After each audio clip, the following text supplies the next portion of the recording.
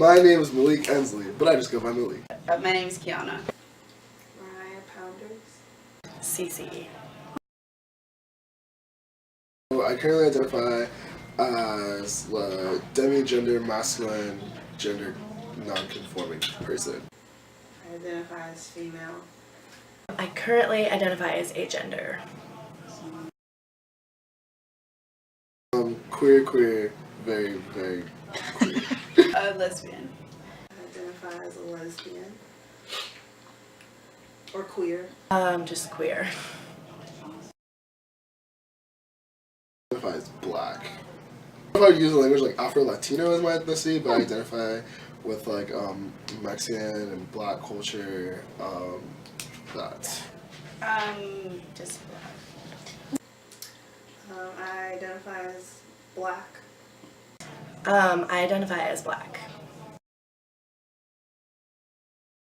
Sheer stupidity.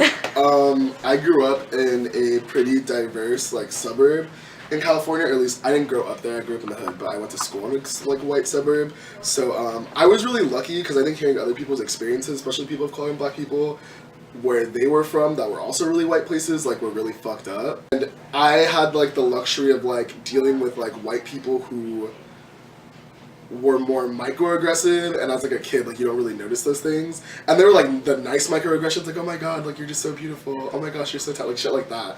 So I just wanted to get away from home, and I'm really outdoorsy, and I just stumbled upon OSU. So I want to say I did know it was a predominantly white institution, and then I knew there'd be a ton of white people, and my family kept warning me, but I chose to go here because it like wasn't super far from home. It's cheaper than a lot of schools in California. I came to OSU because I was interested in their biology program, primarily pre-med. I did not know it was predominantly white, but then I found out it was a small town and still didn't register to me. There's, I guess, Santa Cruz is like predominantly white in the first place, so I mean, whatever.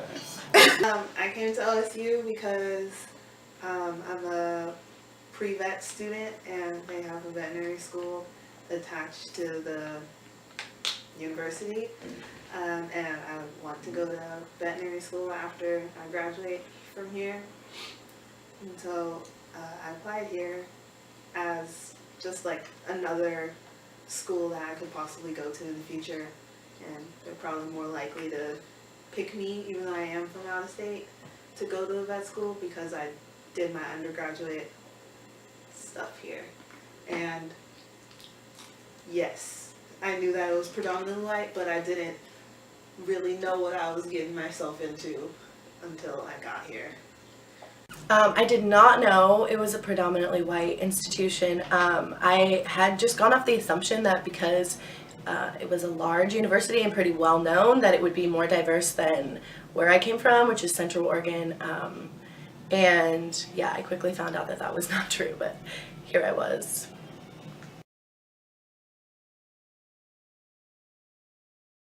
I think a lot of stuff I've experienced is really classroom based. I'm really passionate about like how professors manage their classrooms, because that's a space for a lot of trauma, especially on a campus where they have like, what are they called, DPD courses, diversity, empowerment, discrimination.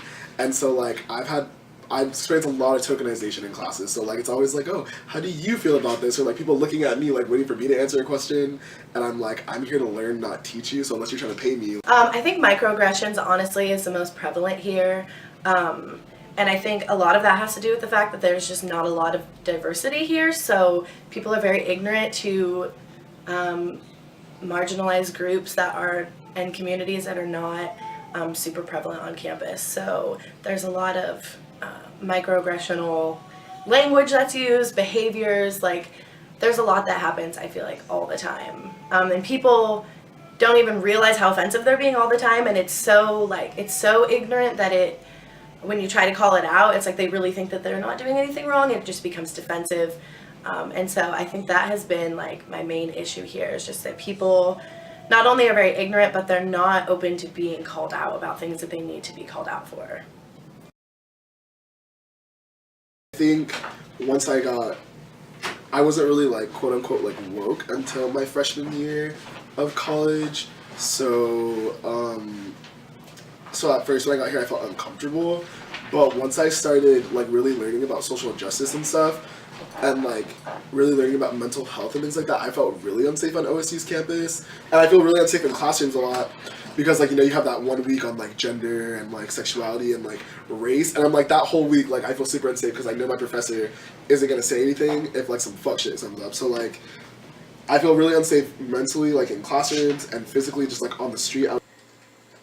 Yeah, I felt unsafe going into like certain spaces that may or may not be like meant for me, but then they'll probably be meant for me in only one aspect of my life, not encompassing me like as a whole being, just as like someone who's black or someone who is queer or someone who is a woman or someone in STEM. So there's like all these intersecting identities that I have to like deal with and realize. So Not someone that fits like a black, particularly queer person. There's not like a lot of resources for that. I mean, we have QT-POC, but then that's just very general. I don't feel like there are enough resources. I know that there are some, like, you know, we have the cultural centers and we have DCE and we have all those organizations and stuff, but there isn't a lot of like intersectional connectivity going on. Like everything is still very separated, and it's like I feel like everybody is talking about intersectionality, but we're not all practicing it like in the way that we should be, like together consistently all the time, because I feel like that's really the only way to like actually get things done.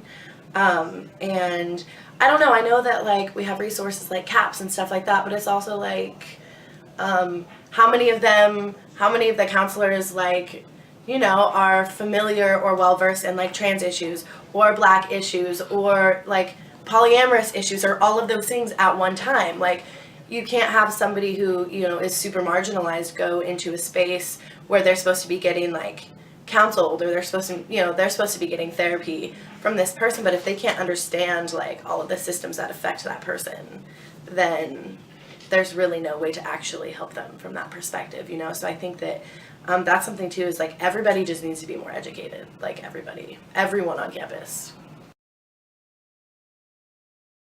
I think they could start by hiring more people and making this a place that people want to be, because if you're making this a place that more black folks and queer folks and people of color want to be in, that's going to be making it already safer for the other people that are here and more inclusive.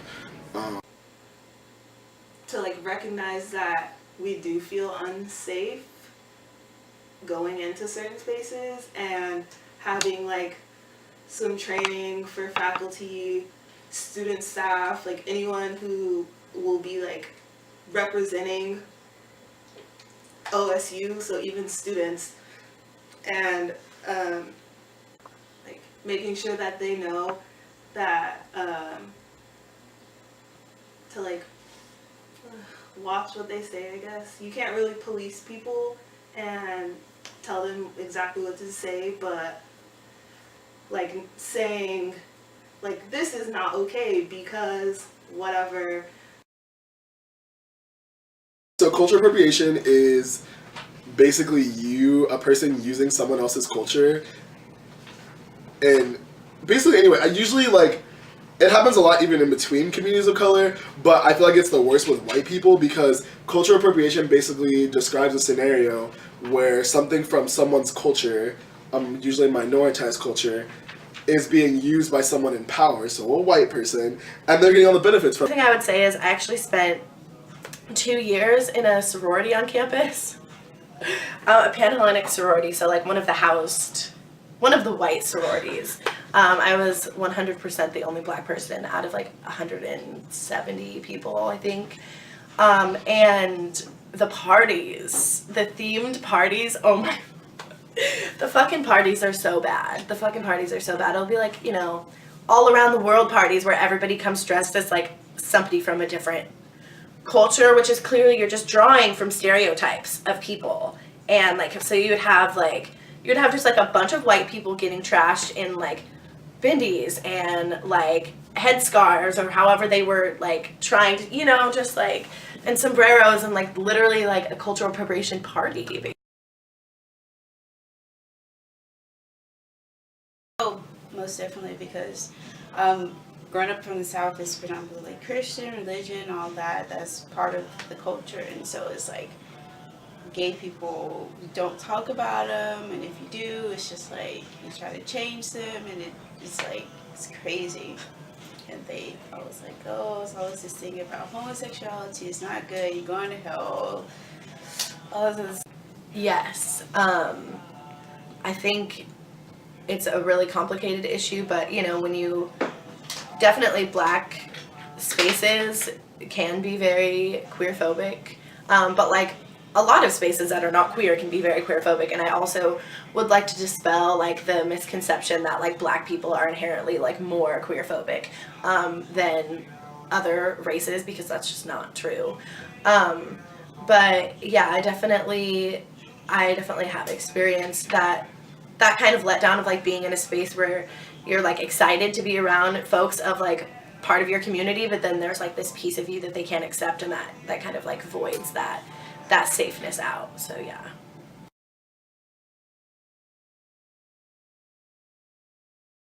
Because if we understand the way movements work and the way like organizing works and the way like political movement works, like it caters to people with the money because they're the ones organizing shit. So like I said before, if you're like a white gay man, especially a white cis gay man, like you have a ton of privilege because you're white and you're cis and you have all this money, and I'm not saying that all white gay men have all this, but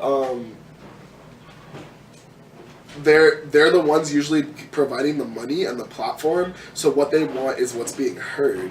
So obviously if I'm a part of a group and we're doing an event, I'm going to make sure that my issues are being heard. And so while I think white gay men need to make a lot of room for people, like it's not understandable, but I can get like why they're always being heard, because they have the money and the resources to be heard. But also they don't really care enough to see other people's experiences. So yeah, so I don't think the community does a good job at all, because they're the ones we see on TV, they're the ones we hear from the most, they're the ones getting all the fucking awards for the work. Like, my dude, just because you dropped like $50,000 for Laverne Cox to come do X, Y, and Z shit doesn't mean you need to be getting the award for greatest humanitarian out there. Like, you don't need cookies for it. Like, you should have just given us the money anyway. There's like, we made our own queer culture because there wasn't one meant for people of color who are also queer. So we made our own culture, and then they always find a way to just take it. The queer community can be more representative of the people that are actually in their community. The queer community needs to learn about Black people and Black struggle and like everything, because I find it really ironic that like queer people and white queer people a lot of the time will have the assumption that Black people are more queerphobic, like I was talking about a little bit earlier. But I definitely find way more racism in the queer community than queerphobia in the Black community.